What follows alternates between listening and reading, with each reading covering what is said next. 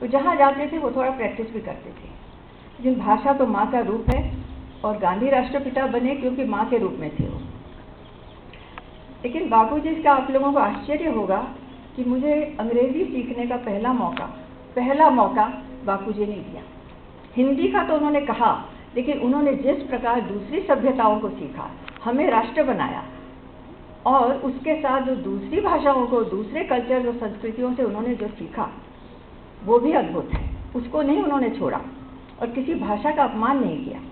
उनके मुँह से मैंने एक बार सुना, अंग्रेजी का प्रथम लेसन मेरे लिए शिक्षा, उस ज़माने में वो स्वाधीनता के पहले की बात है, स्वाधीनता के 6 महीने पहले की बात है। वाल्मीकि आश्रम जो कहलाता है मंदिर मार्ग में दिल्ली में, उधर सर स्टैफर्ड क्रिप्स आने वाले थे कुछ नेगोशिएशन के लिए। वो मिशन कहलाएगा सर स्टैफर्ड क्रिप्स मिशन। और उस समय ऐसा हुआ कि मैं ही अकेली थी पोती और कोई थे नहीं सामने, भाई लोग छोटे थे। तो जब मुझे मालूम है बहुत भीड़ थी वहाँ से, हमेशा होती थी। कभी नेहरू आते थे, कभी कायदे आज़म जिन्ना आते थे, कभी राजेंद्र प्रसाद जी आते थे, कभी राजा जी आते थे।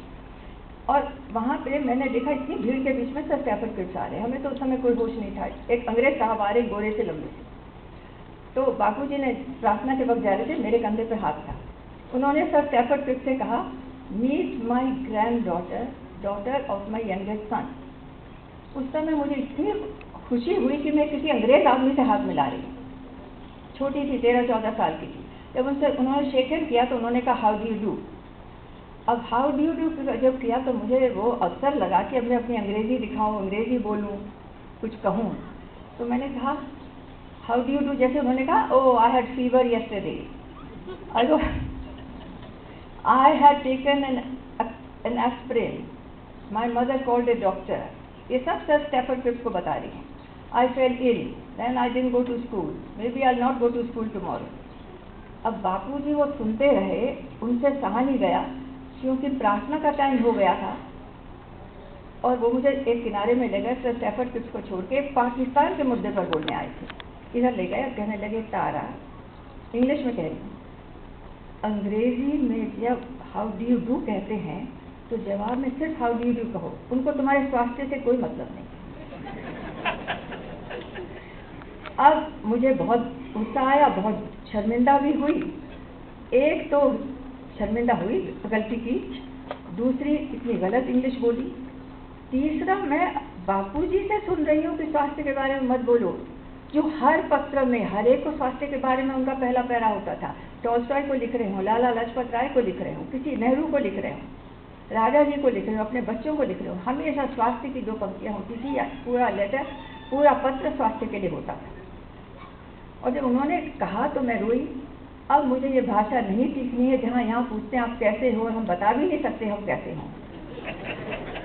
तो इस भाषा से मुझे कोई मतलब नहीं है, लेकिन सीखा तो उन्हीं से जो स्वदेशी पर, अपनी मातृभाषा पे, राष्ट्रभाषा पे गिनता था। तो मैं ये कहती हूँ कि सब भाषाएं जो सीखता है वो ही उसका लाभ लेता है। किसी भाषा को हम न सीखें तो हम ही वंचित रह जाते हैं। एक अपनी मातृभाषा का आदर मतलब है सब भाषाओं का आदर। माँ को जो आदर करता है, हर एक की माँ को आदर करता है। कोई बच्ची भी आके कहे मेरी माँ आपसे मिलना चाहती है तो उस माँ शब्द से हमें ऐसा लगता है उनके पैर छूएं। तो ये सब भाषाओं को एक साथ प्रणाम करती हूँ। भाषा को अभी चाहे सारी भाषाओं में भी हम बोलें, सब भाषाओं में बोलें, लेकिन फिर भी अभिव्यक्ति पूरी नहीं होती। और बहुत लोगों में मैंने देखा जो सिर्फ अपनी मातृभाषा बोलते हैं, या हिंदी हो या इटालियन हो या फ्रेंच हो या भोजपुरी हो या हरियाणवी हो, जो महिलाएं या पुरुष बुजुर्ग जो सिर्फ अपनी भाषाएं बोलते हैं, वो जितना अभिव्यक्त कर सकते हैं वो हम सब मिला के भी नहीं कर सकते। अभी बोलते बोलते मुझे इस शब्द का हिंदी क्या है, उसका क्या है, इसका क्या है। उस दिन मैं किसी को उर्दू बोलने वालों के सामने कह रही थी संस्कार, फिर मैंने कहा उर्दू संस्कार क्या है। कभी अर्जन इंग्लिश में आ गया तो लगता है इसका हिंदी क्या है। तो भाषाओं को जब हम बोलने लगते हैं, जब बहुत सीखते हैं, सीखना चाहिए, लेकिन ये न भूलें कि हम कुछ खो भी रहे। आज अगर अंग्रेजी देश की, दुनिया की व्यवहारिक भाषा है तो हिंदी हमारे देश के और करोड़ों लोगों के शायद नंबर में बहुत अधिकांश लोगों की भाषा है।